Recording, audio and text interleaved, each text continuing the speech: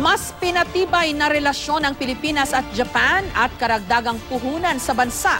Ilan lamang ang mga ito sa mga ibinida ni Pangulong Aquino sa kanyang pagbabalik Pilipinas matapos ang 4-day state visit sa Japan. May report si Teresa Andrada.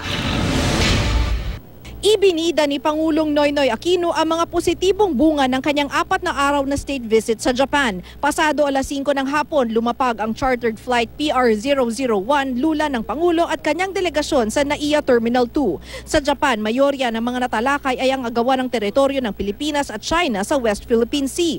Sabi ng Pangulo, nagkakaisa ang pananaw ng Pilipinas at Japan na dapat mamayani ang rule of law at magkaroon ng freedom of navigation sa West Philippine Sea. Sa tulong nga po ng Japan, natatawag ang pansin ng mas marami pang mga bansa sa sitwasyon sa mga dagat ng Asya. Talaga nga pong kinikilala na ng kalakhang mundo ang Pilipinas. Iginagalang ang ating mga posisyon. Sa Japan, nilagdaan ni Pinoy at Japanese Prime Minister Shinzo Abe ang isang joint declaration para palakasin ang strategic partnership ng dalawang bansa, gaya na lang sa aspeto ng seguridad. Sisimulan na raw ng dalawang bansa ang proseso para sa isang visiting forces agreement. We will be initiating all of the diplomatic requirements to come up with a visiting forces agreement. Sa ngayon, ang Amerika at Australia pa lang ang may visiting forces agreement kasama ng Pilipinas.